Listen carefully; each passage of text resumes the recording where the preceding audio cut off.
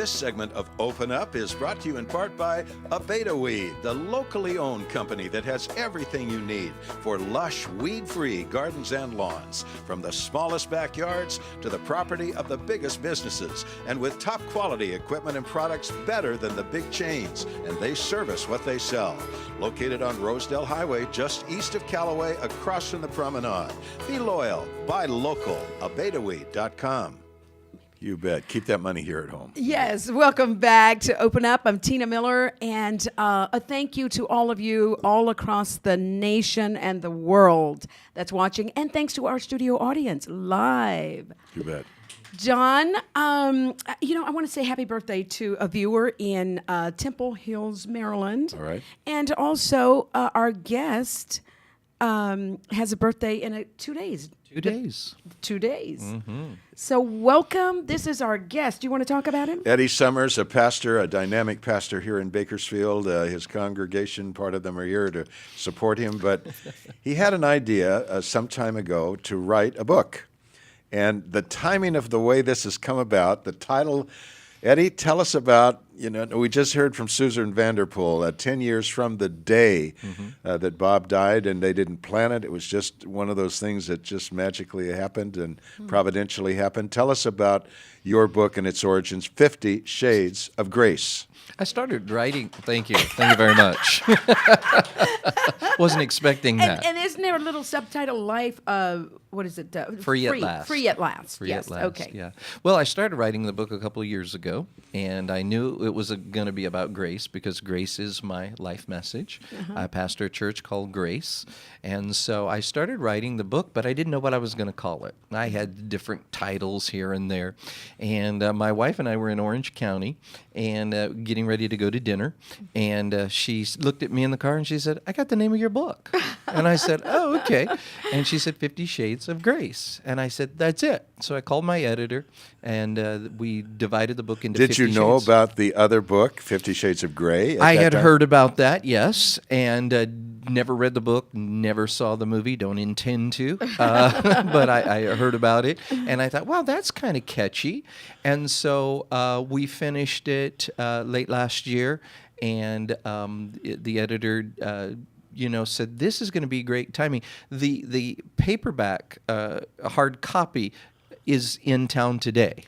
It's been on ebooks. It's been on Kindle, but today, and the release of the movie. And I was telling Don before the program, I said, I'd love to tell you about this great marketing strategy that I've come up with to do this, and I haven't. God's my agent, and he allowed it to come out at the same time as another famous movie. And it's running #1 on Amazon. #1 on the best-selling list in its category. Yes, I'm excited about that. Right from the get-go, it just Yes. went straight to... The first week, yes. It was released on ebooks the end of November, and it went to #1, and the last I checked, it's still at the #1 status. That's really interesting that piggybacking on that other book that has been so positive, and yet such an opposite theme, actually. Well, what I understand, the 50 Shades of Grey book is about sexual bondage and promiscuity, and 50 Shades of Grace is about the freedom we find in Christ Jesus.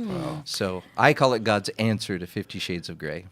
Tell us who wrote the foreword on your book. Didn't you have I a had couple of- many forwards. Brian Head Welch, a Yes. former Baco resident. And used to be the Korn. Korn, the lead singer or lead guitarist for Korn, yes, Yes. good friend Does of he mine. still look like Jesus? He still does, yeah. He came by my office not long ago. As a matter of fact, they're doing a documentary on his life, and they interviewed me for the movie, which I thought was kind of cool. For our viewers, it's Korn, a very famous rock group, and this young man kind of came out of that and into a different kind of life than rock. Right. Rock He found and the roll. Lord, and we became friends, and that's a whole different story we could get Tell him into. we said hello. I will and tell he's him. welcome to stop by anytime. You know what? The next time he's in town, I'll see if he will. Now, you really did find 50 Shades of Grace, and it seemed to come naturally. Tell us about that. Yes. It just came into order. We just started naming, instead of chapters, shades. It's 10 chapters with the different shades in each chapter, 5 shades a chapter. And so it just fell into place. Yeah. What are some of those shades? Yeah. Well, I'm glad you asked. That's why I brought notes today, because there's 50 of them. But I start out with the shade of habitation. And, there's a lot of people talking in the church world today about revival. And revival is a good thing. The church was birthed in revival in the book of Acts. We've had modern-day revival, the Azusa Street revival. Revivals tend to be a visitation of God. And in my life, I'm not looking for a visitation. I'm living for a habitation. And so I talk about how some Christians, we sing about grace on Sunday, and then we live by law on Monday. And so I'm talking about living by grace and the presence of God in our lives 24 hours a day, 7 days a week. God didn't send Jesus to earth to come so that we could go to church on Sunday, but that he could live within us every day of the week, whether we're a pastor person like myself or a talk show host like you. As Christians, it is our responsibility to bring his presence into the workplace and wherever we go, and it's by his grace. Excellent. Others. Others. Oh, okay. Keep going. You're a good interviewer, Don. Just keep naming them. I talk about the language of grace. I talk about that grace is a lifestyle. And I talk about how people date God. I remember when I started dating my wife, I'd dress up and I'd pick her up and I'd smell good, and we would go and enjoy dinner and a movie, and then I'd drop her off until the next time. And people treat God the same way. They dress up on Sunday and they go see him and they're on their best behavior, and then they just let it all go on Monday. And so grace is a language, it's a lifestyle, it's something that is with us all the time, as I said. And those are some of the things that I talk about. I talk about go hard or go home. Come on. Christianity is not for sissies. Whoever told you that, come to Jesus and you're going to have a wonderful life and it's going to be a bed of roses, they lied to you. It's tough, but it's the best thing you've ever done, And so I talk about go hard or go home.